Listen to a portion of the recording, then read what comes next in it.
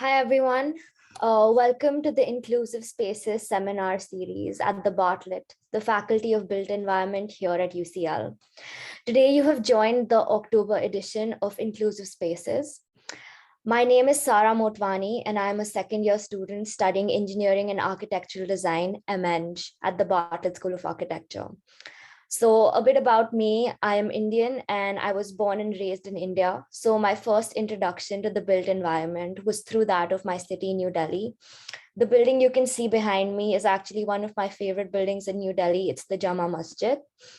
So you can see that the ethnic diversity of Delhi allowed me to witness the coexistence of diverse structures from numerous religions.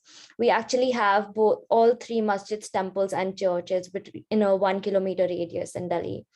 And hence, coming from a diverse and secular country played a very important role in instilling the values of inclusivity in me. So now about Islamophobia and how it relates to me. The partition of India continues to remain one of the darkest moments in its history. The country experienced a traumatic display of communal violence that stemmed from religious abhorrence between the Hindus and the Muslims. As an offshoot, my grandfather and his whole family had to flee the country they knew and called home. And this incident is what caused and continues to be the cause of many instances of Islamophobia in my country, and is also the reason why I feel so connected with the issue, and hence would like to discuss it further with special emphasis to my passion, which is the built environment. So for your information, this session will be recorded and added to the faculty YouTube channel, Bartlett EDI website, and forwarded to registered attendees. We encourage you all to submit a question for the speaker at any point during this lecture by clicking on the Q&A function at the bottom of the screen. You can submit your own question or upvote the question of others.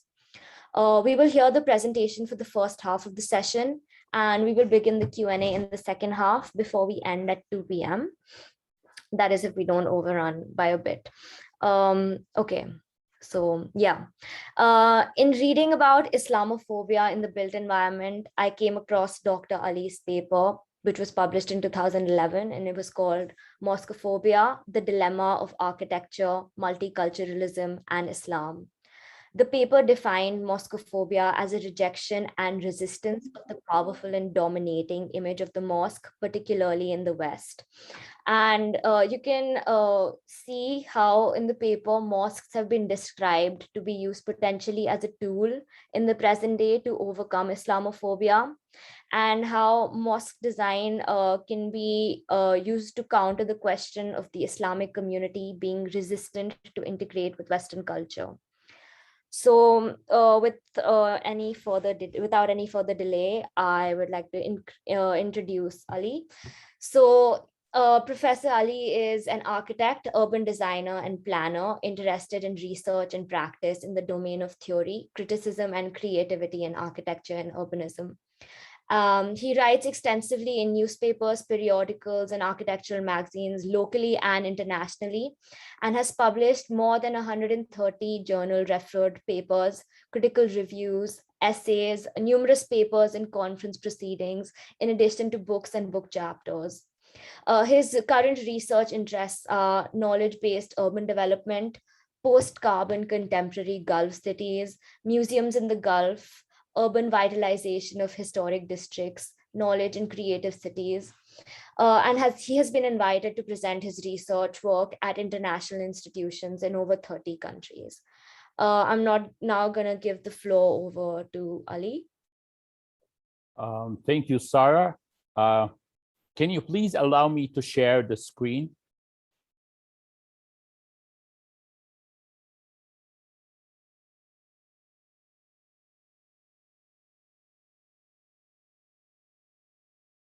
Awesome. I think by now you can see my full screen. Is this right, Sarah? Awesome. Awesome. Thank you so much for the introduction, and thank you also for the invitation. It's a great honor to be part of a school and a faculty that I'm literally learning from, the vitality of the place, the diversity, and the amount of knowledge and inspiration coming from Bartlett and the School of Architecture and the Faculty of Built Environment is quite amazing. As you said, Sarah, I started almost a decade ago to be excited about the notion of how we as architects and urban designers and planners can provide an answer for the accelerating phenomena of Islamophobia. And then I also coined the term Mosquephobia because I also realized in the process of finding a role for us that also what we are doing in terms of our contribution to the built environment might also add positively to the acceleration process. And therefore, I want to start with sharing with you my fundamental questions regarding the issue. I want to also share a bit of conceptual inquiry and my interpretation of the evolution of Islamophobia and then the emergence of Mosquephobia. And then I want to go also through some interesting regional and global cases. And when I say regional, I'm talking basically about the Middle East and some of the other Muslim communities. One of the interesting questions that I was all the time posing in front of me when I do visit museums of Islamic arts is the notion of, are we frozen in a specific time frame? Wherever you go and visit a museum of Islamic art, every component, every exhibit is telling you that the creativity of Muslims, the contribution of Muslims to culture and art and so on, was only limited to a specific time frame. But all the museums of Islamic art, they don't have a contemporary section, or most of them. And to me, that was a sort of a manifestation of another question. Do we belong to the contemporary course when we say that we are Muslim artists, Muslim architects, Muslim urbanists, and Muslim creators in general? How to create a space and a place for us in the contemporary discourse? Also, I wanna tackle the notion of what I called it the dynamic interpretation of identity, because I think one of the major forces that led the Muslim communities, particularly in the Middle East, to resort to a specific era in their history is the notion of we want to look at one single chapter of our history and consider it representing our identity. And therefore, we are not that much subscribed to the multi-layered approach to construct contemporary identity. Because if I will look at a country and a city that I live in now, Doha, Qatar, and I would question which building exactly is a representation of Qatar identity. Its heritage, the forts, the old Souq, the old architecture, or also the new additions to the urban fabric of the city, which is suggesting a new paradigm in its urbanity based on the notion of knowledge-based urbanism, cultural centers, museums, universities, and so on and so forth. So one of the main line of thoughts that I'm excited about is the notion of how we move from focusing on interpreting identity as a solid, frozen part of our history to a more dynamic interpretation that would allow us to look at what is happening now and what we are contributing with now as also one addition or one dimension or one more chapter added to the narrative of Muslim identity. Another idea, particularly when it comes to the design of mosques, is related to the element of time and how the architecture is representing its contemporary condition. This is a very famous composition of Cairo, Sultan Hassan Mosque and the Rifai Mosque. And the two mosques, they have plenty of time difference, but yet the expression of the mosque is almost identical, as if we have very straight jacket, particularly for the building types of mosques. And we are trapped in this jacket. We are trapped in the specific visual components like the minarets, the dome, the arches, and so on and so forth. And then by keep on using those elements, suddenly the element of time is becoming neglected, is becoming marginalized, because if you keep on using the same element with almost the same materials, you don't know exactly if it's old and new. Amazing installations was done in Vancouver Biennale in 2018, and the installation was called Paradise Has Many Gates. And I love the installation because it was actually asking the right question in an incredibly profound symbolic manner. You're talking about a mosque which is becoming a cage, but at the same time, it's very transparent. So if you look at the upper picture to the left, Muslims are trapped in this mosque as if they are punished by being Muslims. But on the other hand, if you look at the lower picture, those people are sitting in a very peaceful manner, changing ideas and changing speeches and so on and so forth. So here comes the notion of perception. Perception is becoming fundamental part of how we interpret the meaning of architecture, particularly when it comes to Islam and mosques.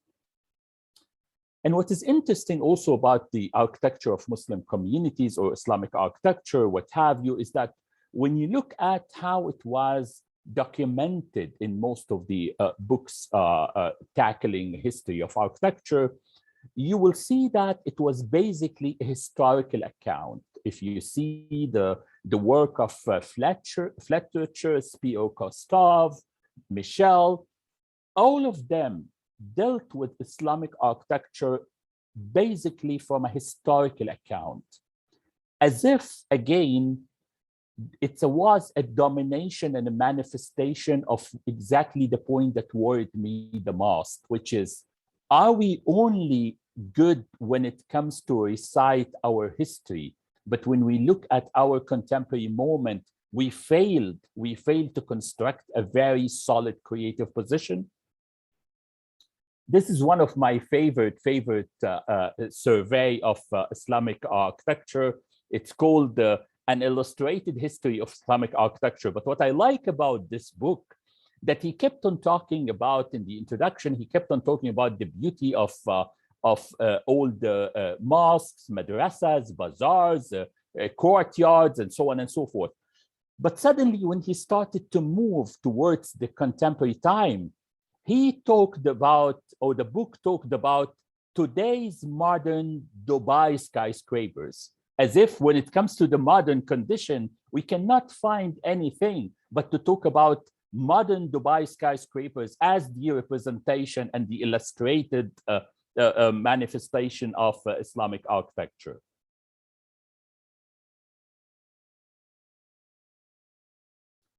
And therefore, I think there is a sort of a dilemma here, in my opinion. And this dilemma is related to the mosque is a very unique building typology. It's a physical representation of the governing ideology. It's about sacred speciality. But I think also it should, and it also represents evolving community and dynamic identity. And to me, this is fundamentally important, because as it is a building type, and it is a representation of a relation between a specific community members, and it's also about spiritual and sacred relations. It should evolve, it should change, it should be subjected to a creative process that would help the mosque to be developed physically, spiritually, and architecturally.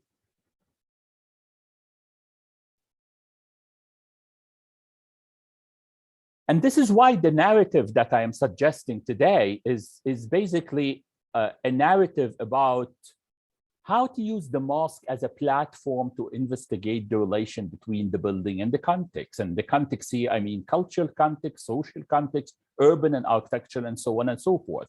Because if we dealt with the mosque as an independent building only for the practice of rituals, totally divorce it from the context and culture and social and so on and so forth, we might accept the fact that the mosque is a space with the specific elements like the minarets and the dome and so on and so forth, and we'll keep on repeating it for the rest of our lives, for the rest of humanity. But if we started to make the connection between the mosque and the context, particularly the culture and the social, and we know that culture is changing, the society is changing, then we have to have different alternatives. And therefore, I'm trying to share with you this kind of alternative, how to shape a different position and proposition regarding the value of architecture in designing the mosque, and how to make the mosque more relevant to our contemporary time, to our contemporary values. And this would be valid in both Western and Eastern contexts. This is a very important and very crucial and very profound image in my mind. This is from the Masjid Kabir in Lahore, Pakistan. And I think the beauty of this picture, I mean, literally, I can end the lecture here, because the beauty of this lecture is telling the whole, in its ability to tell the whole story, the whole alternative that I'm talking about. How to transform the mosque into a destination, into a fun place, into a place where people feel interesting sense of belonging, different sense of belonging. This is not a space where you just go for rituals. You don't go only for salah and you leave, but this is a place where you are subscribing to it. You feel that this is part of your identity, this is part of your life. If you are part of the youth, if you are an elderly, if you are a family, the mosque is your place. The mosque is your space. And I think we were subjected in the last decade, 2 decades, to what I call it a scary journey from Islamophobia to what I've coined the Mosquephobia. And Islamophobia emerged as a very, very strong ideology. And it actually was totally threatening the essence of Islam, which is tolerance, because tolerance is embedded in the core principles of Islam.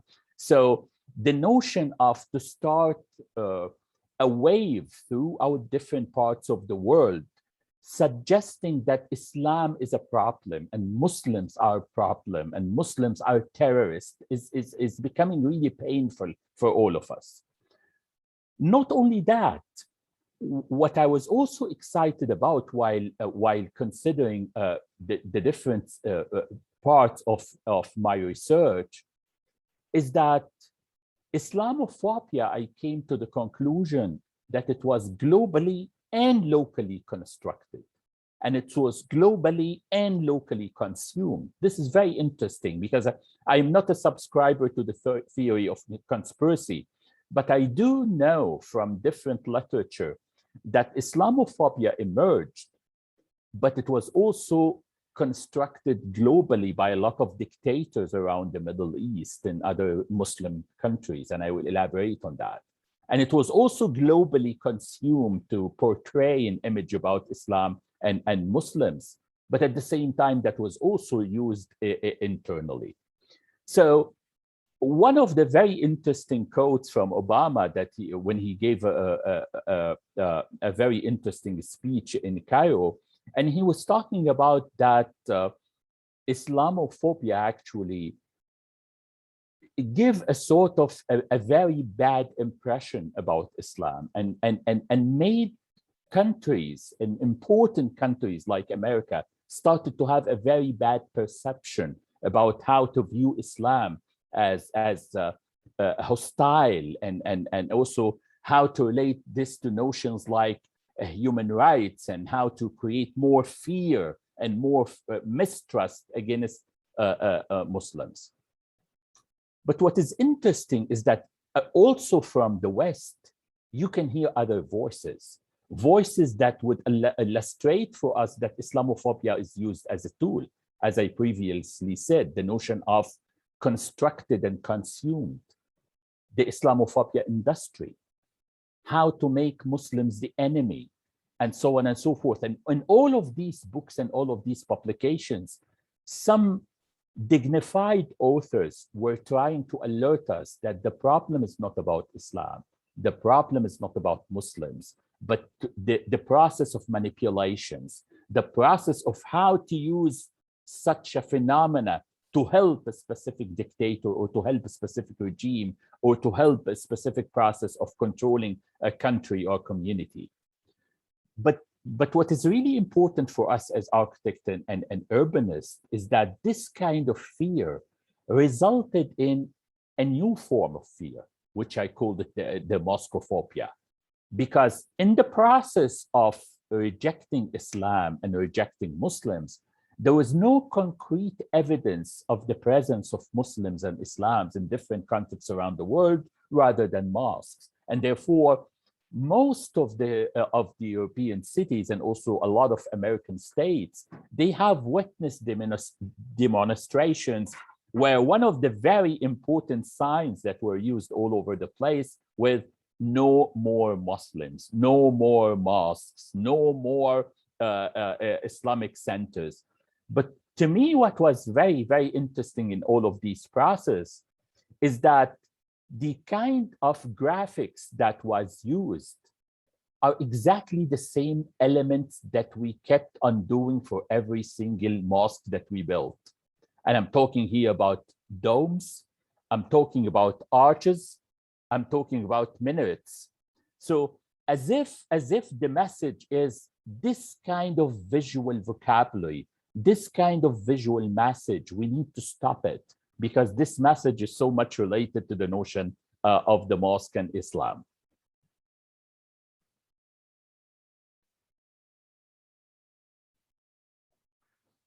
I talked about how the Islamophobia was also consumed locally. This is, excuse me, this is a very interesting example of how you shape the collective conscious. This is an example from Cairo, Egypt, where they were broadcasting on the Egyptian TV a drill for fighting terrorism. And this training drill, they used a mock-up on the shape of a mosque. So you're talking about one of the biggest Muslim countries in the world. You're talking about the city of 1,000 minarets. And suddenly you are delivering a message again that the mosque is the center of terrorism. Muslims are the responsible for terrorism. And this is happening in the heart of Cairo, in the heart of Islamic world. This is again, very, very interesting to reflect on, excuse me, because it's again suggesting the idea of the local consumption of Islamophobia and the local construction of Islamophobia.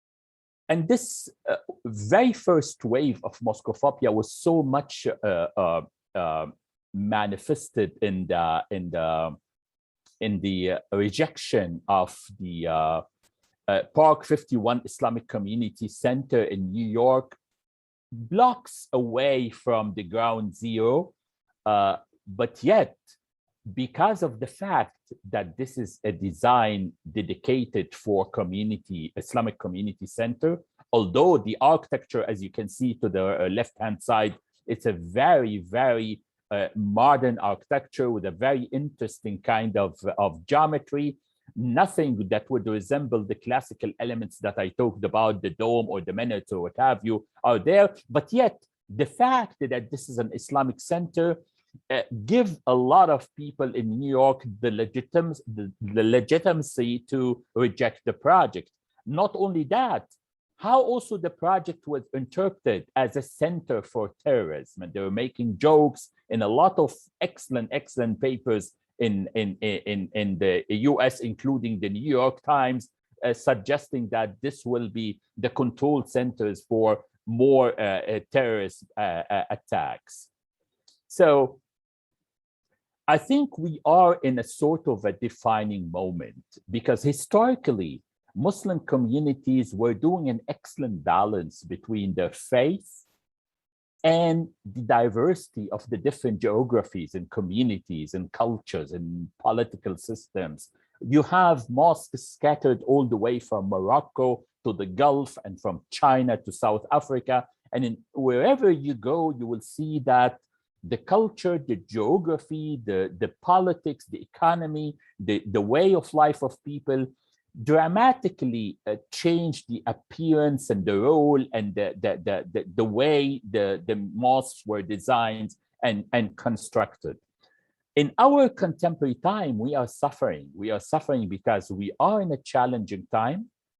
We need to express that we are not terrorists, we are not hostile, we are civilized people that also seeking peace and seeking harmony. And we have to fight because we have incredibly shattered image. And to me, what is interesting is that mosque particularly was a manifestation of social and cultural and artistic context, because it was a place where the creativity of Muslims will be emphasized. It was a place where the notion of beauty would be manifested. And beauty in Islam is absolutely interesting concept, because in Islam, you talk about the perfect beauty, al-jamal al-kamil. You're talking about visible beauty, and therefore the appearance is very important, al-jamal al-zahir, how you will create continuous message for people where they will enjoy being engaged in a very profound, beautiful experiences. And at the same time, you have inner or invisible beauty, al-jamal al-batin, where you will really reflect and contemplate and have the opportunity to do a sort of meditation, to be able to feel this kind of inner beauty. And therefore, the mosque was a representation of this al-jamal al-kamil, how you combine al-jamal al-zahir and al-jamal al-batin in an architectural space. And that was done through a lot of absolutely wonderful concepts, but at the same time, all of these concepts were not standardized. We did the standardization in our modern time, but before that, geometry, form, the quality of light, different patterns, calligraphy, the use of water, all of these patterns and elements and design principles were so open to the unlimited creativity of Muslim architects, all the way, as I said, from Morocco to the Gulf, and from China and Iran all the way to Africa. So you see the flooring and the ceilings and the geometrical orders, the notion of light and again geometry, the relation between the in and out, and this kind of tapestry between light and dark, and calligraphy, of course. All of these elements were used in an incredible manner to achieve a space by which Muslims would feel the outer beauty and the inner beauty. Another very interesting dimension is related to the concept of creativity. And this would take me back to how I started the lecture, when I kept on questioning myself in all of the museums of Islamic art. Where is the creativity of Muslim artists and architects? Why we are not contributing to our contemporary time? Islam is telling us we have to be creative. The essence of Islamic art and architecture is about creativity, because in the spiritual interpretation of creativity, art is a connection to God. So a Muslim artist, a Muslim architect, a Muslim painter, a Muslim calligrapher, in the process of doing his creative work, he's actually trying to connect to God, and therefore his work is almost sacred, and hence to limit the creativity or to stop the creativity or to say that we excelled only on the Umayyad period or the Mamluk period, or we have to keep on doing one more Sultan Hassan, and we cannot do any fundamental, profound, substantial creative work in our contemporary time. I think this is a fundamental mistake.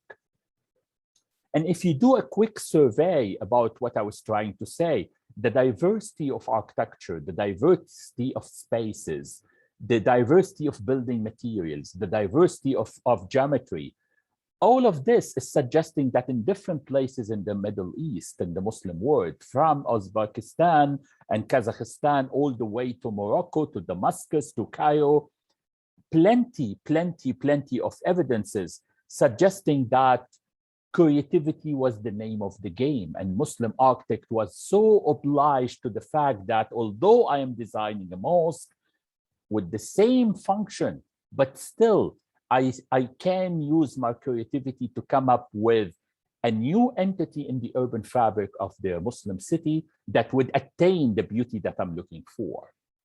And also in some parts of the Muslim world, you will see what I would call it the timeless qualities versus the timeless image. This is very important because it seems to me that in Sultan Hassan, for instance, the very famous mosque in Cairo, Egypt, when you look at the main courtyard and you see the place for doing ablution, the wudu, I would say that this is a timeless quality that you need to preserve, but we shouldn't transform it into a timeless image that we have to copy and paste. And I think this is a fundamental difference that I was looking for. Also, there's something interesting about the relation between the mosque and the community and the notion of knowledge, because knowledge was manifested in different spaces within the Muslim city, in the masjid, in the madrassa, in the kulliya, in the souq, in the khans, and so on and so forth. All of these places were places for education, for knowledge transfer, for debates, for globalized culture, traders and intellectuals that are coming from different parts of the world, and they gather. Human exposure also was attained. So all of these roles, the deep understanding of the relation between the building and the knowledge dissemination was also manifested in an excellent manner. Also, I think what was interesting is what I called it the triology of the mosque, the Saha, which is the open space, and the Souq, which is the market. Again, this is a very interesting triology that was an essential part of any Muslim community or any Muslim city. A building, the most important building, which is the mosque, the public space, and the market. But this is also suggesting that the mosque was not only for rituals. The mosque, when it's connected to a public space and connected to a market, it's the center of the city. It is the center of the community. It's where places meet and talk and discuss and celebrate and get into intellectual discourse and so on and so forth. So this is again alerting us to that was the past. If we need to look at the past, we need to look at the principles of the past, not the images of the past. The past is telling us that the mosque was the center of the city, the center of the community. Not only the notion of the mosque was characterized by a dome and a minaret and a couple of arches. The mosque was incredibly alive in its internal spaces and alive in its edges. And I think Al-Azhar Mosque is an excellent representation of that, how the mosque was a very vibrant space inside and outside, and was depicted in a lot of photos and a lot of paintings. And you go again all over the cities in the Muslim world, and you will see that the souqs, because they were so interacted with the mosque, became also an extension of this vibrancy of the city. So it seems to me that we have a fundamental creativity crisis, and we need to be confrontational when it comes to how to deal with this. Because do I have evidences to say that we do have a contemporary creativity crisis? Those are images that I took from different cities around the Middle East, from contemporary mosques. And you would question how the contemporary cities, where within their fabric, they have examples like Sultan Hassan, like Al-Ghuri Wikala, like Masjid Muayyad, like Masjid Al-Qaryawaan, and so on and so forth. They will end up with this kind of architecture. an architecture that sometimes you would question how these additions were even legitimacy. What is the legitimacy of adding all of these to the urban fabric of different cities around the Middle East? This is an interesting example where they decided to have the Kaaba right in the heart of the mosque. So sometimes you even question the rationale and to which extent if this is a serious process or somebody's making fun, as if designing a mosque is becoming a sort of a game rather than a very spiritual exercise. Another interesting phenomenon that I want to share with you also is becoming really interesting in the Middle East is the notion of the mega mosques. And I don't know why it's so much associated, or at least I think I know, but it's so much associated with dictators. All of them, without exceptions, they are excited about huge mosques because they want to deliver, again, a message that we are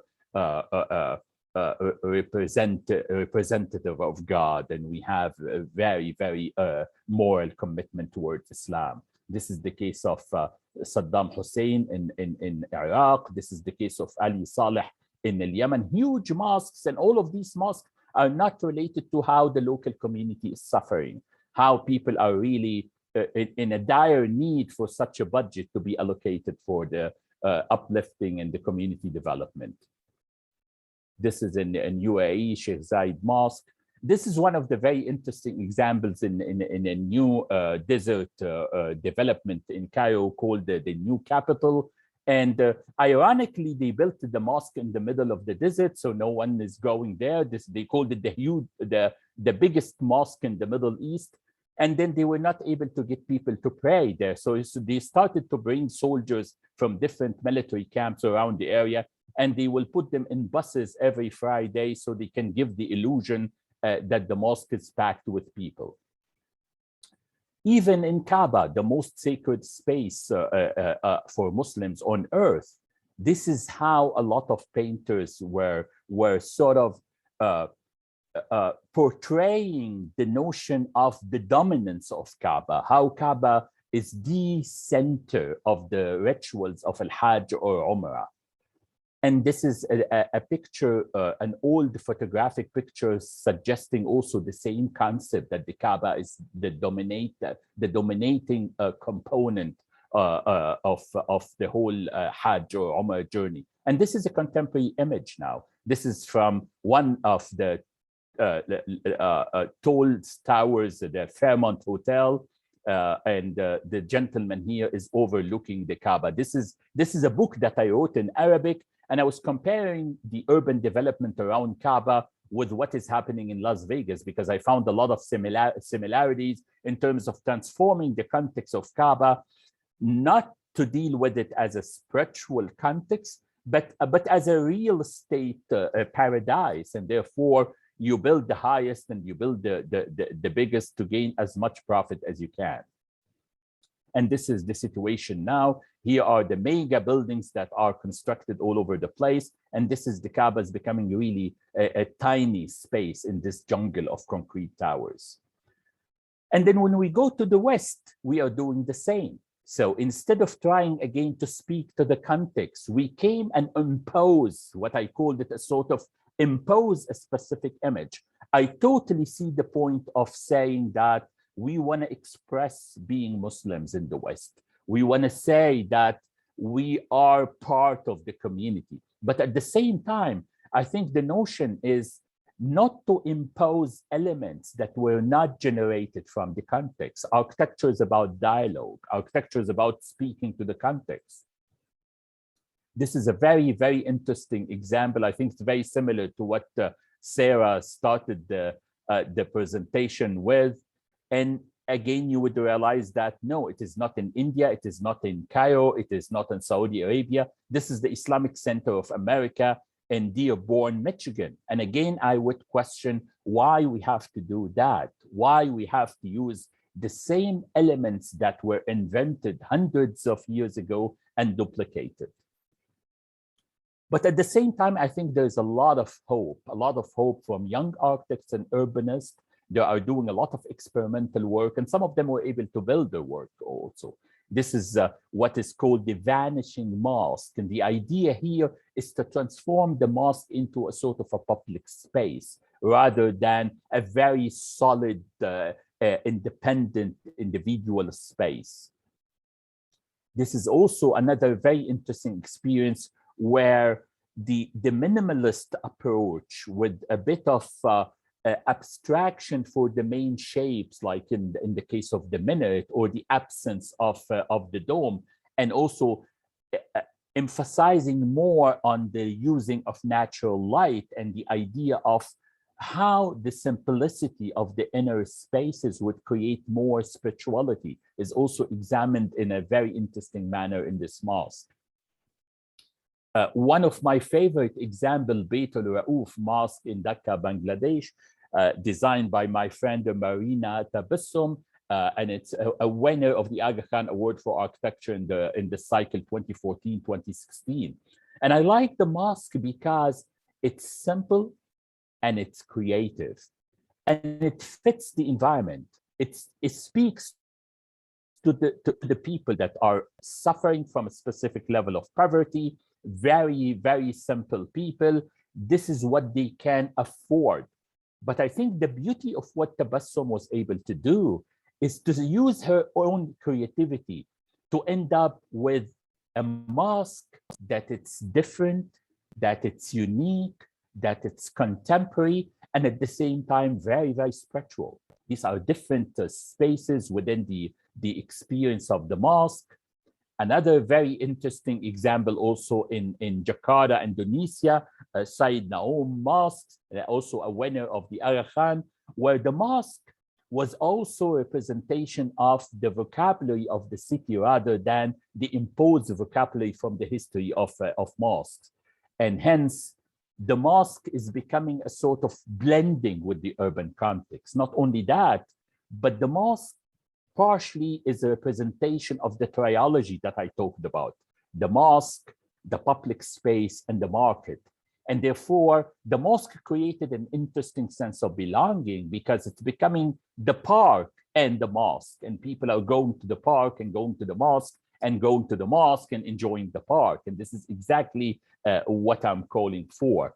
And at the same time, you still see the creativity of the architect using very little budget, but still being able to enhance the quality of the design to attain the inner beauty and also the external beauty. Another interesting example in Singapore, Siaf Mosque.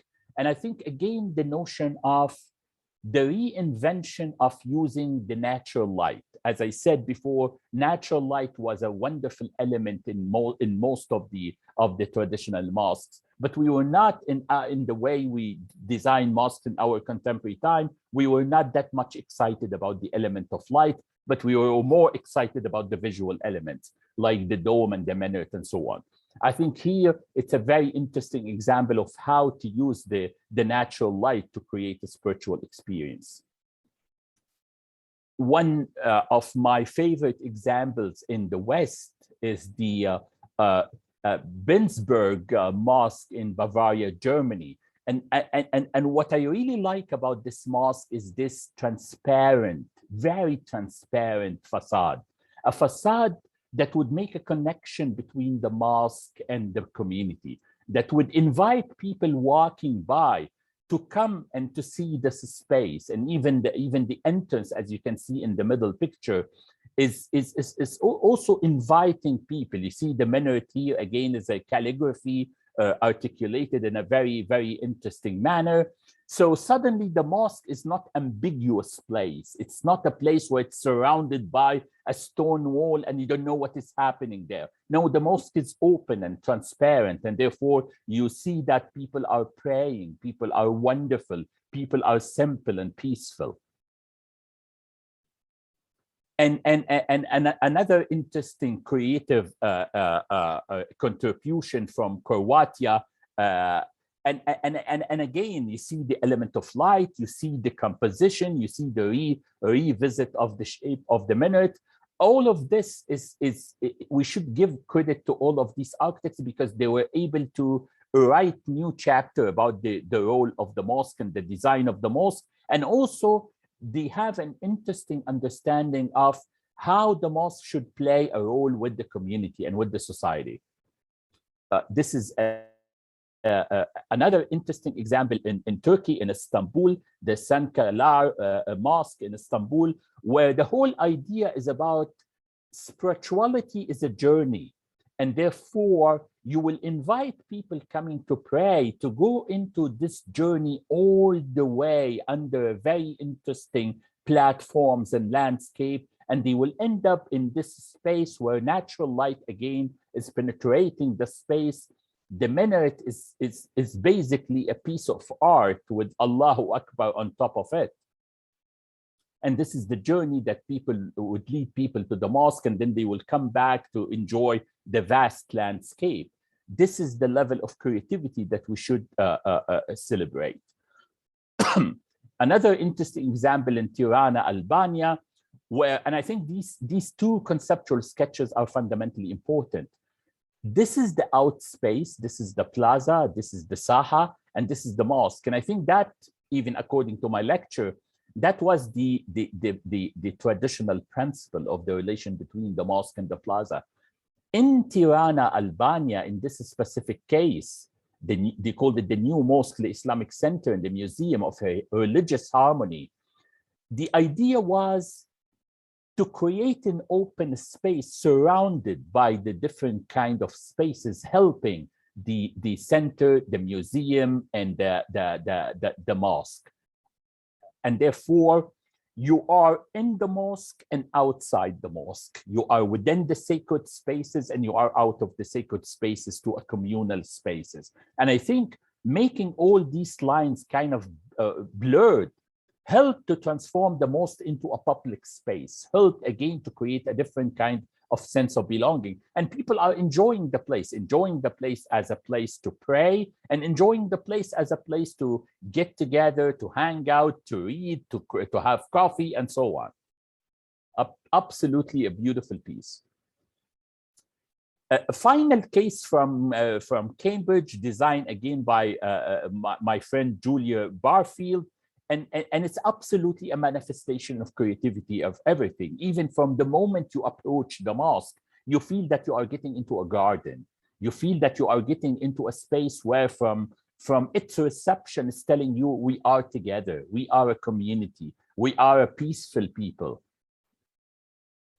And very similar to the concept of the mosque in Germany, also the notion of transparency, the notion of a very blurred line between in and out, is also helping in absorbing people and inviting people and inviting the community to look at Muslims from not only a positive perspective, but also it's a manifestation of their ability to be creative.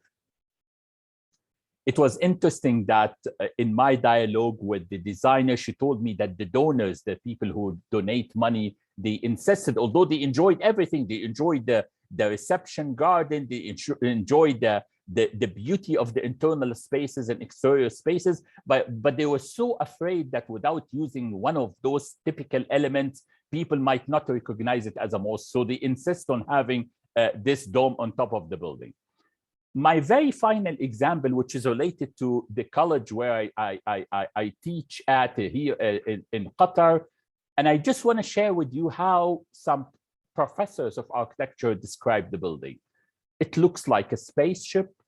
It's not settled on the ground. It will fly, and so on and so forth. And they were talking about this. They were talking about the College of Islamic Studies and the Education City Mosque in Doha, Qatar. And in my opinion, it's more a revive of the idea of the Islamic concept of college or school, the kulliyah. It's also a contemporary representation of identity. It achieved the triology between the mosque, human knowledge, and interesting interpretation of creativity. You have also the notion of the public space and how the public space is related to the mosque. How to use architecture as a tool to question things, to provoke the community. how to use the building as an educational tool. It's not a replica of what people are used to see, but it's giving them the opportunity to question things. This is the flow spaces of the mosque and the different components of the kulliyah, the library, the exhibition halls, the lecture rooms, the educational facilities, professors' offices, and so on. This is one of the semi-internal courtyards, and this is when the place is packed with people after praying. And these are the two abstracted minarets, suggesting again a new interpretation for the design of the mosque. This is the main prayer hall, and as you can see, a very, very interesting composition of geometry, natural light, artificial light, and so on. And this is when it's packed with prayers, how the mosque is blending with the context. The main pillars of the mosque are 5, and they are representing the 5 pillars of Islam with calligraphy, and each of those verses are again representing one of the most important notions of Islam. So suddenly you have an interesting combination between a very, very ultra-modern composition that's suggesting the ability to be very creative, coupled with associations with our past and our principles. And then the components, as I said, the different components of the mosque and the college is suggesting that it's becoming a place for people with the different activities happening there. So I want to end up with suggesting that we need to look at the mosque as a place for the community, and we have to make it a place not only for people to perform rituals, but to meet and to talk and to celebrate and to feel freedom and to feel being proud of their religion and proud of their existence. A place where it can engage different people, not even necessarily Muslims, in a profound and deep spiritual experiences that would transcend all differences. I think also the appearance of the mosque is not that much related to the notion of the dome and the minaret, but it's should be more related to the notion of openness, the notion of how to create a new perception that would encourage people to, even not Muslims, to interact with the mosque. And then how the mosque can be transformed into a place that would enhance sense of belonging between community members. So it seems to me that if I want to end up my presentation with a sort of an alternative mosque design conceptual understanding, I would call for how to transform the mosque into a vibrant place, not a deserted space. I would argue that most of the mosques in the Middle East now, and in a lot of Muslim countries, are becoming deserted places. They are open only to perform rituals. Some Muslim cities, they opened the mosques only during prayer time and they closed it after that. I think we have to be incredibly creative in functions, activities, and different scenarios for users that, as I said, would allow all the generations, all the cultural backgrounds, all the economical backgrounds to re-engage in the mosque, not only to perform rituals, but to regain its value as the real center of the community. We need to claim the mosques spiritually and spatially, and hence the mosque can be transformed from a ritual place to my place. And thank you so much for having me. It was my honor. I think I would stop share here. Yes. Thank you. That was a really amazing presentation. If it's okay with you, we'd now take a few questions that have been posted into the chat. Absolutely. Okay. So there is this one question by Sabah Haroon. It's a two-part question. Would it be possible to retain traditional features such as domes and arches alongside more contemporary designs so that there is unity between mosques all over the world despite their cultural designs? And there's a second part to this question saying, is it possible that a mosque could lose its sense of identity if it didn't retain classic elements alongside new designs? Like a minaret, for example, helps us recognize a mosque and bring people together even if they don't know the place very well. Yeah, I think Sabah is absolutely right. Very interesting two questions. And I would start by the notion of retaining specific elements. And I think it's not about having elements from the modern or the contemporary time coupled with what she called the classical elements. I think what I was calling for in my lecture is that to look at the mosque not as a rigid, solid piece of architecture. I think we should look at the mosque as a continuation of culture, a continuation of intellectual endeavor, a continuation of a creative process. And hence, there is nothing called classical elements here. I can revisit the element of the minaret. I can revisit the element of the dome.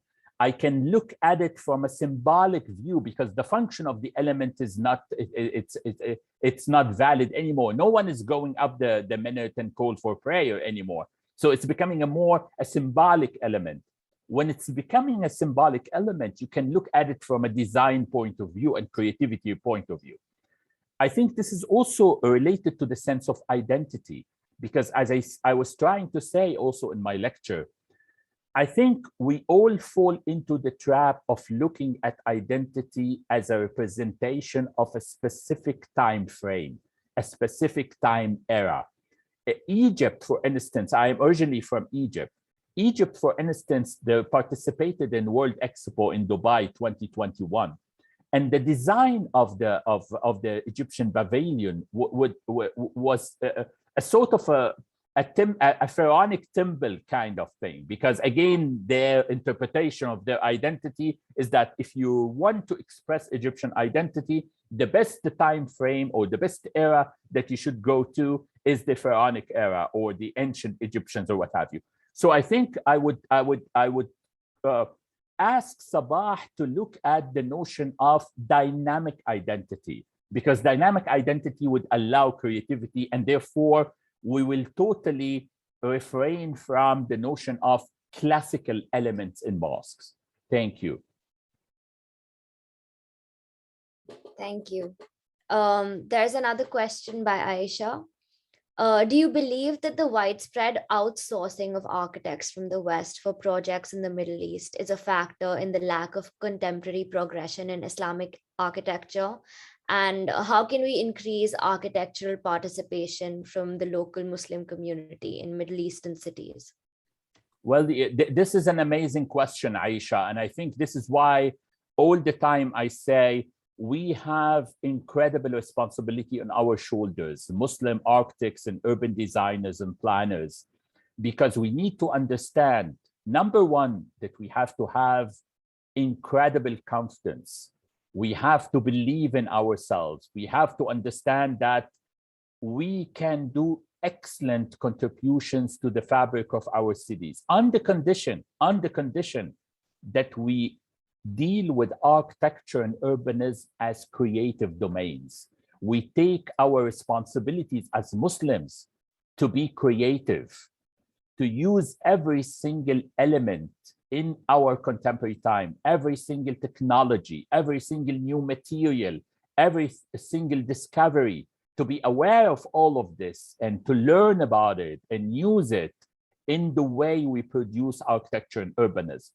And don't be afraid of learning. And at the same time, we have to reject marginalization. I had opportunities here in Qatar to have discussions with people like Ram Koolhaas, like Zaha Hadid, like Novell, and so on and so forth. And all of them were extremely excited about what I call the local knowledge. All of these star architects, they are ignorant about our localities. They are ignorant about local cultures. They are ignorant about our local way of life. And therefore, if we started to believe in ourselves, if we started to fight for our presence in our cities, I think the chances to exhibit our creativity will be limitless, I would say. There's a lot of questions in the chat about how we can make mosques move towards more inclusivity in their design in terms of being more inclusive to women and marginalized groups? If you could answer that. Yeah, this is a beautiful question too. And I think I showed you in my lecture number of mosques, either in the Middle East or in the West. And I'm talking here about Brussels in Belgium, different cities in Germany, different cities in France, and so on and so forth. And my main problem with all of these examples is that they are creating islands. They are creating isolated spaces and places. They are using stones in a place where the temperature is very cold, and you can use different kind of facades to allow the transparency that I'm talking about. So I would argue that the very, very important step that we should make towards the inclusivity of mosques is by transforming the mosque into an inviting space. And when I say inviting space here, I am not talking about Muslims, because Muslims would search for the mosque, would look it up, would Google it.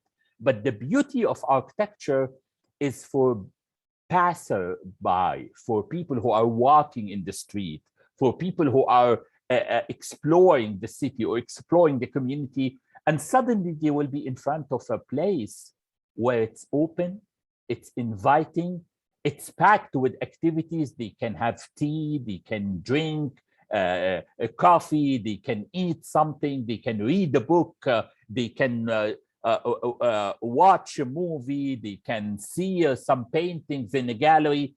This is my vision about the future of the mosque. A mosque that would go beyond the notion of salah. It's not only about salah, it's not only about rituals, but when you start to insert all of these new functions and new elements and new activities in the fabric of the mosque, it will be inclusive by definition, because kids would enjoy the mosque, teenagers would enjoy the mosque, elderly people would enjoy the mosque, families would enjoy the mosque, single people would enjoy the mosque, and so on and so forth. And by doing that, you would also create what I repeatedly said in my lecture, different sense of belonging. Because the mosque is not only a place where you would go to it 10 minutes in 5 times a day to perform praying. No, you will subscribe to it. You will subscribe to it as this is my hangout place. My dream is to have teenagers saying that I want to go to the mosque, not to the mall. Yes, I completely agree with that. And a very good example of this is the first picture, the picture on the first slide of the 4 young adults, like taking a selfie in front of the mosque. Okay, so we're already 8 minutes over time. I think we won't be able to answer all questions. Maybe let's just take another question. Okay, can mosques be the core of the contemporary Muslim city? How to achieve that, and how will they work along the other urban core elements? You're muted, if you could unmute. I would definitely agree with the notion that the mosque should be the center of Muslim cities, but not the mosque in its contemporary status, not the mosque as a place to perform salah and perform rituals. If we look at the mosque as the center of the community, as the center of life, as a vibrant place, as a place where knowledge is transmitted, where knowledge is produced, where social interaction is happening, where inclusivity is attained, then this is the center of the city and the center of the community. If we kept on building mega mosques and independent mosques and isolated mosques and mosques, fortified mosques, I quote it fortified mosques because of the walls and all these solid appearances that would disencourage you from creating a connection with the different spaces of the mosque. If we do that, definitely the mosque would be the center, because as I said in my lecture also, that was the original essence of the role of the mosque in the Muslim cities, in the Muslim community. It was the center. Why it was the center? Because its function, its role, its attachment to people went by far beyond the notion of salah. It was the cultural center, it was the social center, it was the economical center. It's directly attached to the Souq and the market. It's directly attached to the public space where people celebrate and enjoy their time. So literally, this triology is the center of the city. To end, I think a fitting question is this one. So if for a second we leave the Islamophobia and Mosquephobia emerging in the world and look at the representation of mosques exactly similar to the representation of churches or temples, do you think that their representation of the churches and the gurdwaras should also adapt, needs to adapt with the changing times as well? Yes, my answer is absolutely yes. And actually, the same discourse is happening also when it comes to church and temples. In a lot of countries around the world, from Thailand to the Western community, a lot of people are questioning the meaning of building yet more churches, or why we build more temples. If the role of these places would only for performing rituals. But the irony here is that it's not only about questioning religious building. In the case of Muslims, in addition to questioning religious buildings, we are questioning the religion itself. And therefore, we have Islamophobia and Mosquephobia. We definitely have churchophobia and we have temple phobia, but we don't have yet Christian phobia or Jewish phobia or what have you. But unfortunately, because of the process that I talked about, the Islamophobia was globally and locally constructed and globally and locally consumed, and therefore we are fighting in two foregrounds. Completely agree with you there. So I think we've already shot 12 minutes over time. So thank you so much, Ali, for presenting for us today. It was very interesting and informative. I'm sure everybody enjoyed the session. I think we're going to wrap up here. If you have any last words before we wrap up the session. I enjoyed it, and it was really great, and I'm so grateful for you and for the school. Thank you so much. And I am grateful also for the people that huge, more than 100. This is amazing. Thank you so much for being with me.